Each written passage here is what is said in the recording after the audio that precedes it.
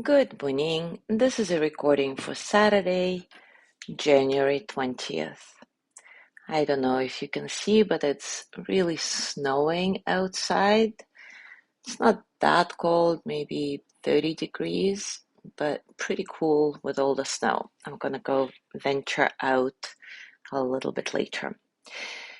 Anyway, today I'm gonna continue reading from the Book of Awakening for you, and the essay for today is titled More Power to You. Originally, the word power meant able to be. In time, it morphed into meaning to be able, and we suffer the difference. I was waiting for a plane when I overheard two businessmen. One was sharing the good news that he had been promoted, and the other, in congratulations, said, "More power to you."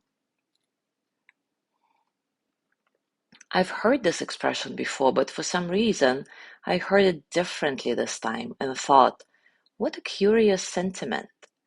As a good wish, the assumption is that power is the goal. Of course, it makes a huge difference if we are wishing others worldly power or inner power.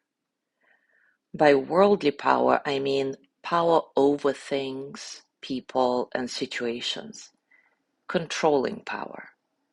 By inner power, I mean power that comes from being a part of something larger, a connective power. I can't be certain, but I'm fairly sure the wish here was for worldly power, for more control. This is commonplace and quite disturbing, as the wish for more always issues from a sense of lack.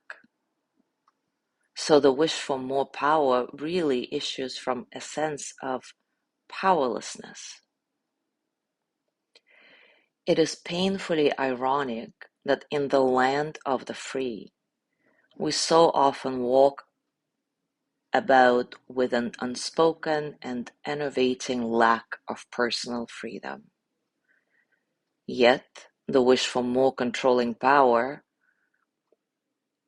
will not set us free, any more than another drink will quench the emptiness of an alcoholic in the grip of his disease.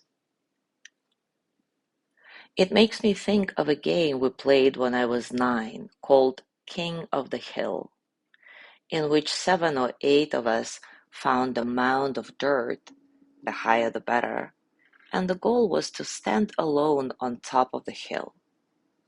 Once there, everyone else tried to throw you off, installing themselves as king of the hill. It strikes me now as a training ground for worldly power. Clearly, the worst position of all is being king of the hill. You're completely alone and always paranoid, never able to trust anyone, constantly forced to spin and guard every direction. Our hills may change from a job to a woman to a prized piece of real estate, but those on top can be so enslaved by guarding their position that they rarely enjoy the view. I always hated King of the Hill, always felt tense in my gut when I was the king, sad when not, and ostracized if I didn't want to play. That pattern has followed me through life. But now, as a tired adult, when I feel alone and powerless atop whatever small hill I've managed to climb, I secretly long for anyone to join me. Now I am ready to believe there is more power here together. So now let's do a little practice around this. Take a comfortable position and, as always, take a few moments to settle.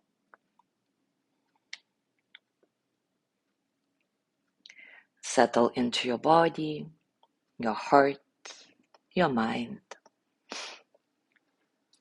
Settle into this moment, right here, right now.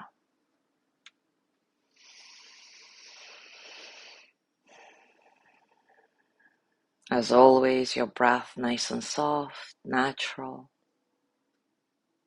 Just see if you can find a sense of spaciousness, freedom in your breath, so that all the experiences of the present moment can flow through you as energy that they are, without struggle.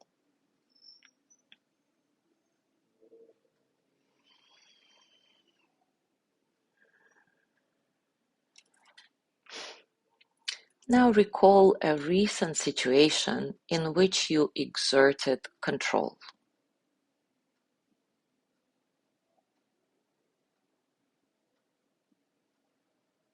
How did it feel in your body, your heart, your mind?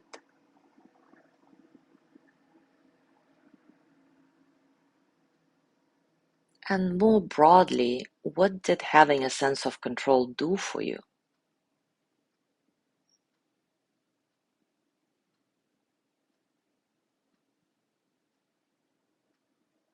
Was there any particular physical sensation, emotion, thought that was a result of the sense of control?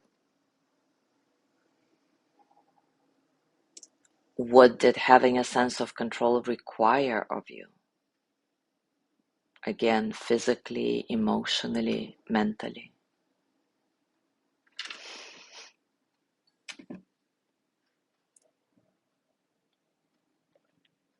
In that particular situation, you're recalling now how much of your need to control was really necessary. And maybe the answer is 100%. Maybe it's 0%, or anything in between. No judgment.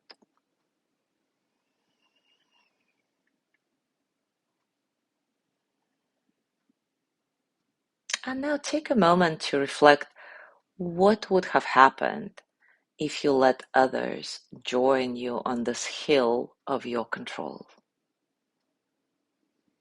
How different would it have felt physically, mentally, emotionally? Maybe, maybe not.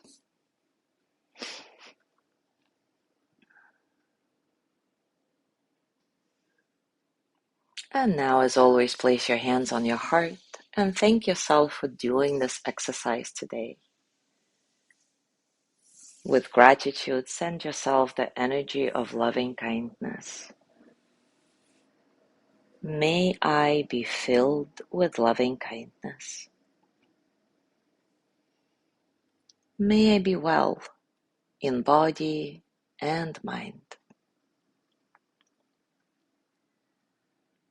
May I feel protected, cared for, at ease.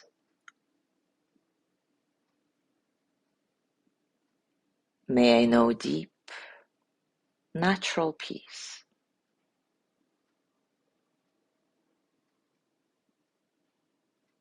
And as you gently let go of your practice, scan your body and notice how you're doing right now, physically, emotionally, mentally. How are you really?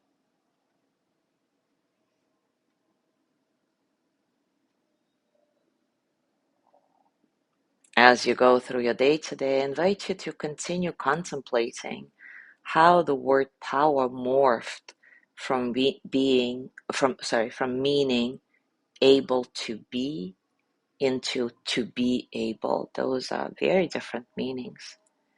And also continue reflecting what power means to you, worldly power, inner power. How much control do you really need? And what could happen if you let others join you on the hill of your control? As always, enjoy your discoveries. Thank you so much for being here today. Have a gorgeous day, and I will see you tomorrow.